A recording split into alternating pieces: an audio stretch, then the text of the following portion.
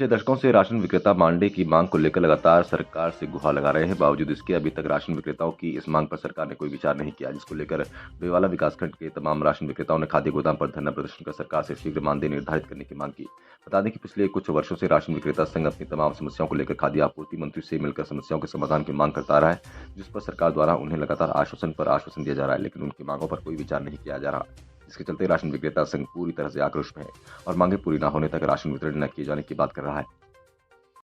आज हम यहाँ गोदाम फतेहपुर गोदाम पर स्थित इकट्ठा हुए हैं सारे राशन विक्रेता, क्योंकि हम 1 मई से अनिश्चितकालीन हड़ताल पे जा रहे हैं। वो इसलिए जा रहे हैं हम क्योंकि सरकार हमारी मांगे पूरी नहीं करे। हमारी मांगे हैं, नंबर 1 तो हमारा सरकार से मानदेय की गुजारिश है कि हम चाहते हैं कि हमारा परिवार का भरण पोषण के लिए हमें मानदेय दिया जाए। दूसरा यह है कि सरकार ने पिछले 7 माह 2022 में पिछले 7 माह का हमारा मानदेय पीएचएच का लाभांश हमें भुगतान नहीं किया। तो हम जबकि हम सारा राशन का खर्च, लैपटॉप का मेंटेन का खर्च और ये कहते हैं बायोमेट्रिक करने के लिए नेट का खर्चा, दुकान का किराया और ये स्टेशनरी का सब खर्चा हम अपनी जेब से करते हैं। तो सरकार को भी तो हमें हमारे लिए कुछ सोचना चाहिए। आज हमारे परिवार की स्थिति दयनीय हो गई क्योंकि सरकार हमें कुछ नहीं दे रही है। जब से सरकार ने पीएचएच का राशन फ्री किया है तो उसमें हमें कोई आपत्ति नहीं है, लेकिन सरकार हमारा भी तो कुछ सोचे। कमीशन भी कुछ नहीं दिया जा रहा है।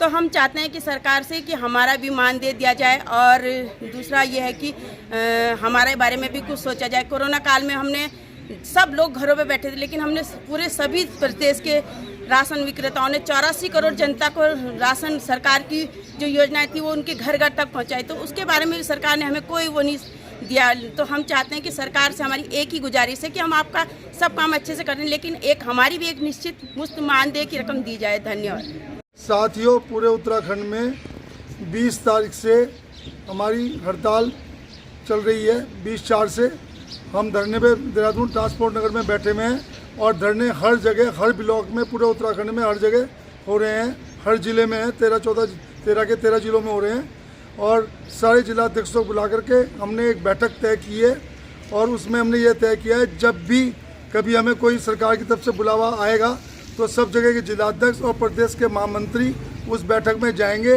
अकेला पदाधिकारी कोई भी जाके कोई निर्णय नहीं लेगा, ना कोई बात मानेगा और सब उनके सामने निर्णय होगा। हमारी मांगे ये हैं कि हमारी 7 माह का हमारा पिछले 2022 का लाभांश बाकी है जो सरकार ने नहीं दिया, उसकी लड़ाई है। आगे जनवरी, फरवरी, मार्च उसका 3 माह का वो था, वो भी अभी 25% कम चल रहा, वो भी पूरा नहीं आया। और अप्रैल से, उसके बाद भी अप्रैल से भी जो लाभांश आना है वो लगातार हमारे खाते में डायरेक्ट सरकार को हर महीने देना चाहिए, तभी हम काम कर सकते हैं।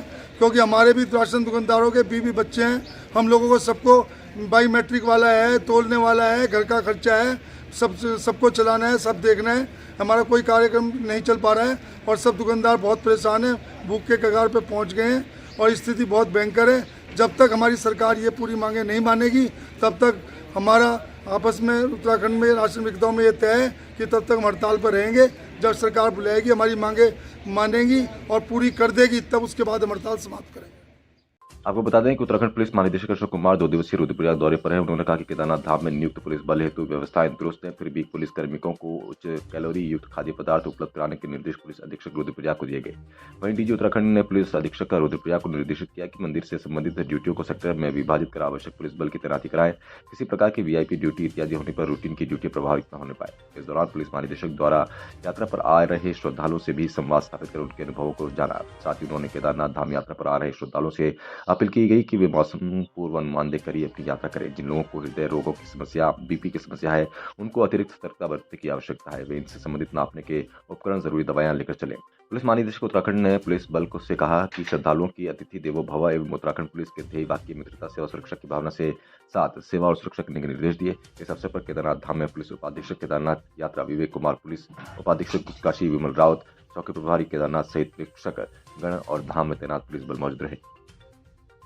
आज हम केदारनाथ जी में आए हुए हैं। आप देख रहे हैं बैकग्राउंड में भैरव मंदिर है। मौसम कितना पैक्ड है ये भी आप देख रहे हैं।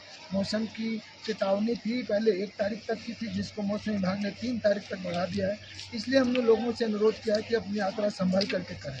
दूसरी बात, जिन लोगों को भी हार्ट प्रॉब्लम है, जिन लोगों को धड़कन की प्रॉब्लम है, जो बीपी की दवाइयाँ लेते हैं, धड़कन की दवाइयाँ लेते हैं, तो यहाँ एक्स्ट्रा केयरफुल हैं। अपना इक्विपमेंट, नापने का इक्विपमेंट भी साथ लेके चलें, दवा भी साथ लेकर के चलें, जिससे यहाँ के उनके साथ कोई अनहोनी ना हो।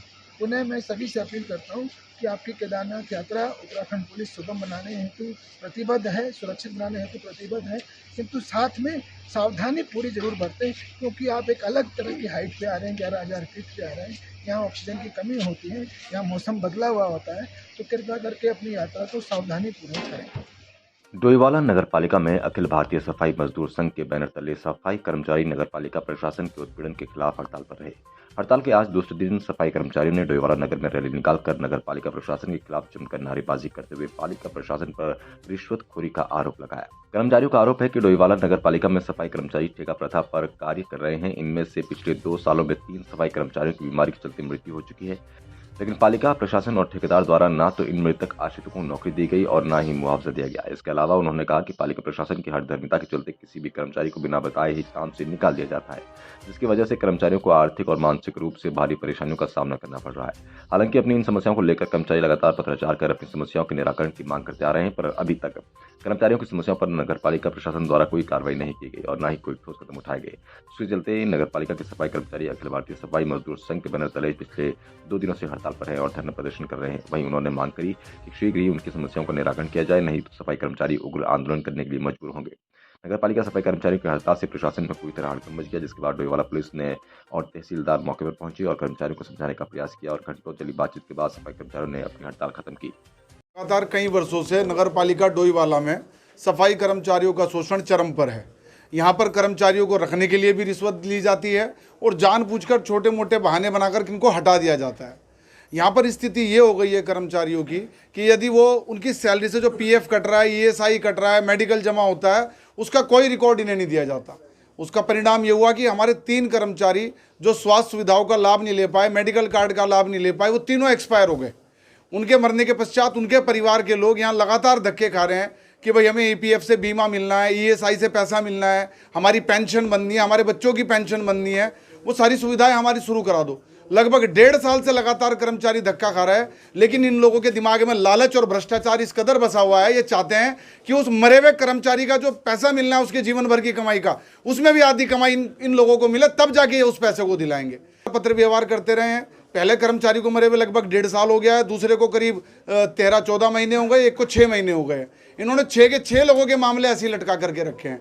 कर्मचारियों को हटाते हैं, फिर 20,000 25,000 जो जैसा मुर्गा फंसता है वैसी रिश्वत इनसे ली जाती है। अगर कर्मचारी रिश्वत ना दें तो उसे नहीं लगाते हैं। हाँ, जो रिश्वत देने के लिए तैयार हो जाए, भले ही हम आंदोलन कर लें। अभी हम यहाँ बैठे हैं, हमारे 3 कर्मचारी हटाए गए थे, एक कर्मचारी से 10,000 रुपये तुरंत लिए। आंदोलन हम कर रहे हैं इधर, और इधर 10,000 रुपये लेके उसे कल काम पे भी रख